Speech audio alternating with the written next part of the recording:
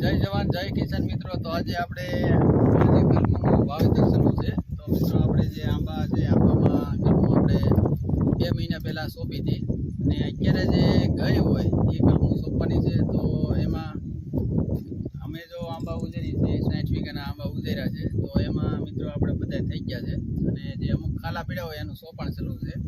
તો કઈ રીતે સોંપવું છે અને કેટલો ખાડો ઊંડો કરવો હોય અને કઈ રીતે સોપાણ થાય અને બેગ કઈ રીતે કટિંગ કરવું તો એ આપણે આ વિડીયોની અંદર જોવાનું છે।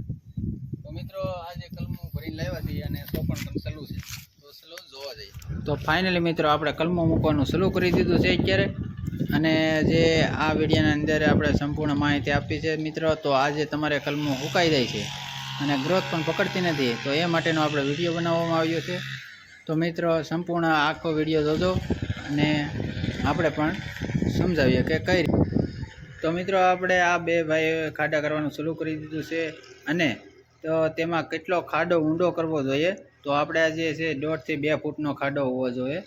તો ખાડા જ્યાં જ્યાં આપણે કલમ બાકી છે ત્યાં આપણે બધે ખાડા કરવાનું શરૂ કરી દીધેલું છે। તો મિત્રો 1.5 થી 2 ફૂટનો ખાડો હોવો જોઈએ અને કલમની જે બેગ આવે છે એ આખી દટાઈ જવી જોઈએ, એમાં એટલો ખાડો આપણે ઊંડો કરવાનો। અને હવે કઈ રીતે સોંપાય છે તે આપણે જોઈએ વિડીયોમાં। તો ફાઇનલી મિત્રો આપણે આ જે ભાઈ નરુભાઈ છે એ અત્યારે બેગનું કટિંગ કરી રહ્યા છે। તો કઈ રીતે કટિંગ કરીને ધ્યાનથી જોવાનું છે મિત્રો।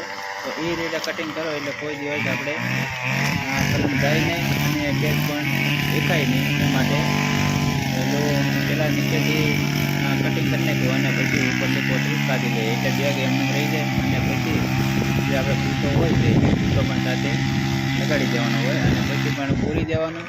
અને મિત્રો ખાસ કરીને કે જે બે આપણે કલમ સોંપાઈ ગઈ હોય કલમ સોંપાઈ બાદ પછી ફૂલ ઉપરથી ભીંગ મારી દેવાની એટલે કલમ અને જમીનનો એક્ઝેક્ટ એક થઈ જાય છે।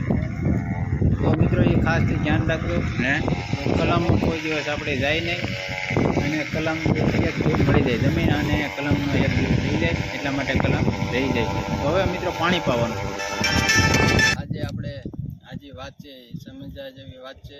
તો આજે કલમ છે કલમને પાવાનું કારણ એ છે કે જે કલમની સોંપાય પછી જે માલકોર જે હવા રહી જાય છે આપણે બેગ તોડી અને જે ધૂળ અંદર નાખી દઈએ છીએ તો મિત્રો એમાં જે હવા રહી જાય છે ને એ બહાર કાઢવાની હોય છે। એ જો આ રીતે પાણી રેડી અને ફૂલ દબાવી દેવાનું હોય છે તો જે એની અંદર જે હવા રહેલી હોય છે એ બહાર નીકળી જાય છે।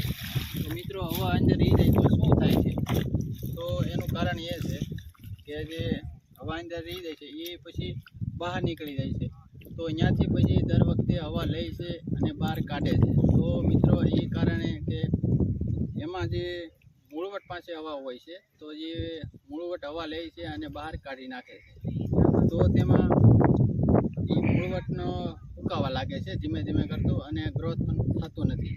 એ કારણે આપણે ફૂલ આને દબાવી દેવાનું અને પાણી રેડી દેવાનું એટલે એમાં હવા ન રહી છે એટલે કોઈ દિવસ તમારે કલમ ફૂંકાય નહીં અને ગ્રોથ પણ પકડી રહી છે।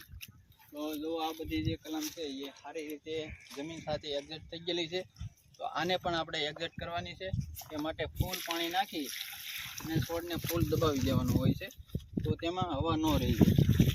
તો મિત્રો તમારે પણ એ રીતનો પ્રોબ્લેમ હોય છે કે કલમ સોંપો છો પણ દર વખતે કલમ ફૂંકાઈ જાય છે અને ફૂંકાય નહીં તો પણ ગ્રોથ વધતો નથી। તો મિત્રો આ રીતે કરો તો તમારી કલમ કોઈ દિવસ સુકાય નહીં અને ગ્રોથ પણ પકડી લે છે।